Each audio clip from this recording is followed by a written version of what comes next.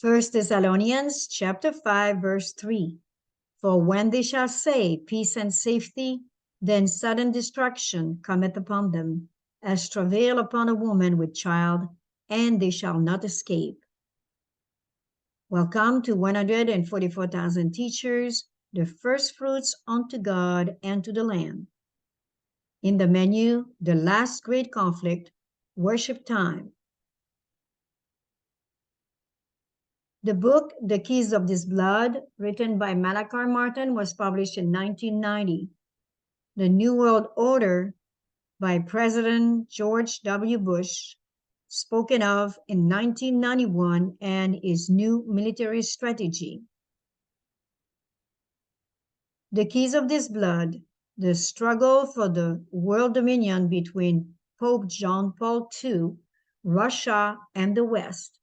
Pope John Paul II has passed away already.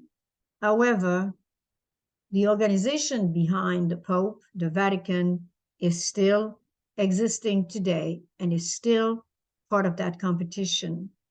The servant of the grand design. Willing or not, ready or not, we are all involved in an all-out, no-holds-barred, three-way global competition. Most of us are not competitors, however. We are the stakes, for the competition is about who will establish the first one-world system of government that has ever existed in the Society of Nations.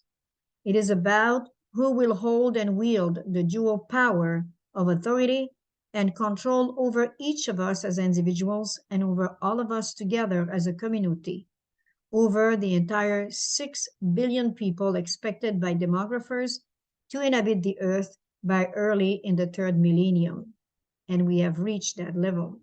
The competition is all out because now that it has started, there is no way it can be reversed or called off.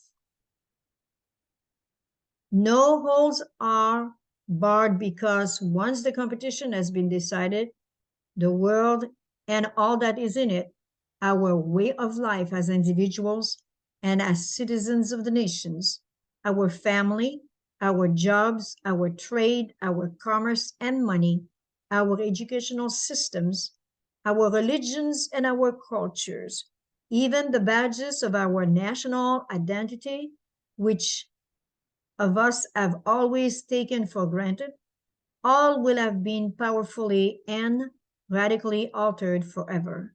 No one can be exempted from its effect. No sector of our lives will remain untouched.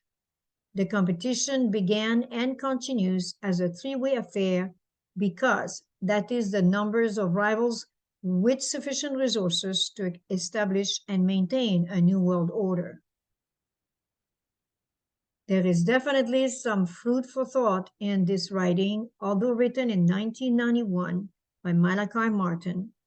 And as we continue to read, because this book is available still to this day, we see that it has been basically a competition already since the 1990s more than ever to establish globalism, where everybody brings their goods to the table, everybody wants to share the prices and change the economy forever.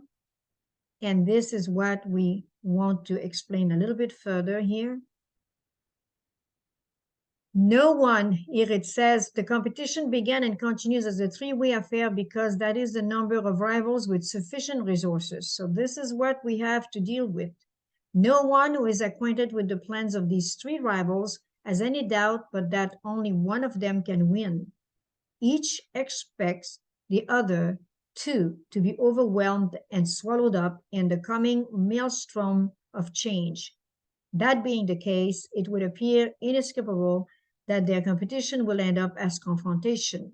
Remember, the Vatican, the West, and Russia. As to the time factor involved, those of us who are, we're going to look at something very interesting.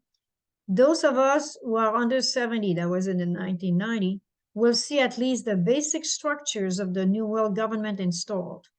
Those of us under 40 will surely live under its legislative, executive, and judiciary authority and control. Indeed, the three rivals themselves, and many more besides as time goes on, speak about this New World Order not as something around a distant corner of time, but as something that is imminent, as a system that will be introduced and installed by the end of this final decade of the second millennium, which basically was predicted to be 1999 around.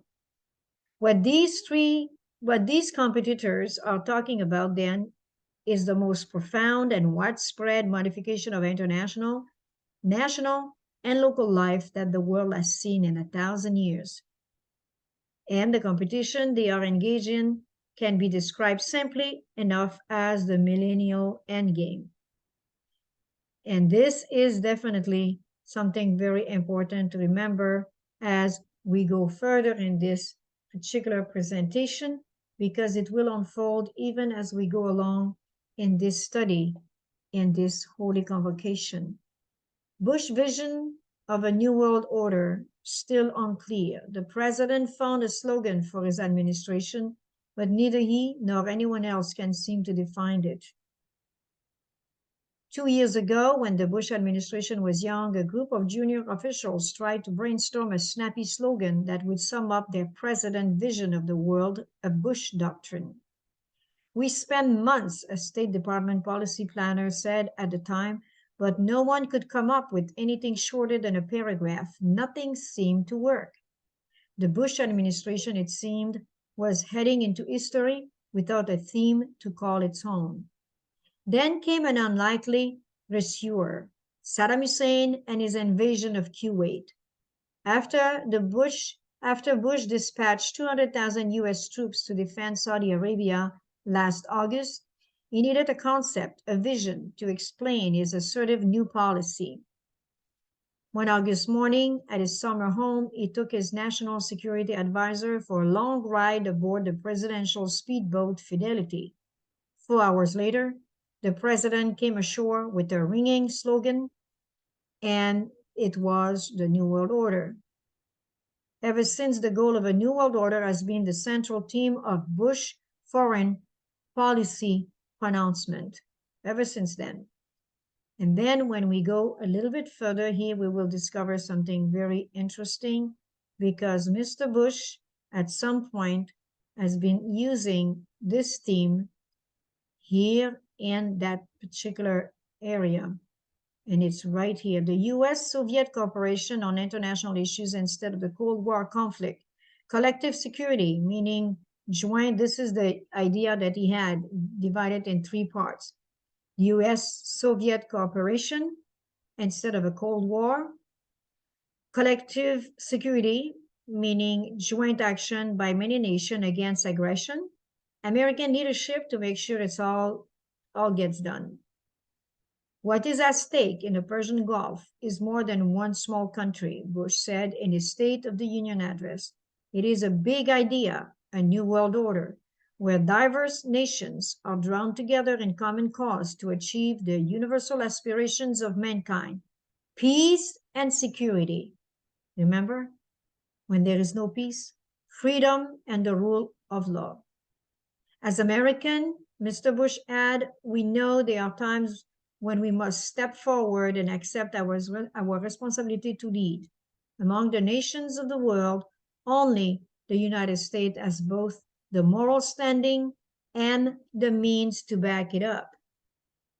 So this is where we were in the 1990s with President Bush having his New World Order idea and claiming it, that it was a new idea, a new world order. He spoke it as when he was giving his State of the Union address at Los Angeles Times, shares it in February 18, 1991. It's a big idea. And he claimed that only the United States of America has the moral standing and the means to back it up. We see it today. Globalism has been developed since the 1990s, and many wars added to it, and catastrophe like we've seen with New York and the two towers. Many, many things have happened since the 1990s, which we will pursue in this study during the Holy Convocation. Very important. Bush braves New World, a new world order, a new military strategy. This is a Bulletin of Peace Proposal, Volume 22, Number 4. We only have a page here to show, but you can follow through if you're logging in their library. And this brave new world of Mr. President Bush is having to do with army.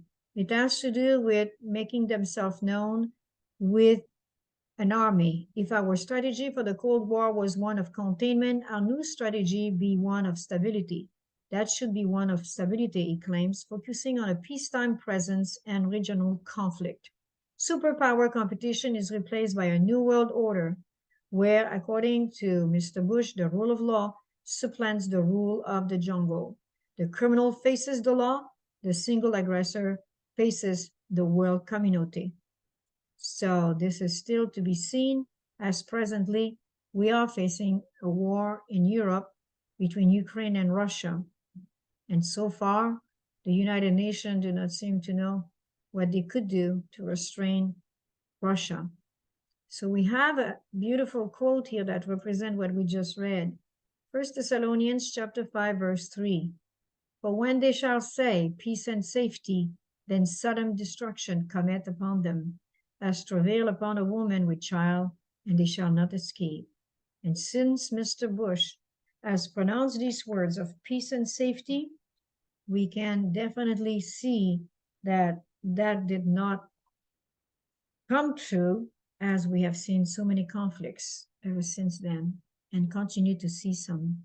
May the Lord bless us as we realistically look at this geopolitical project and see that only the Heavenly Father can bring true peace and safety and a new heaven and a new earth.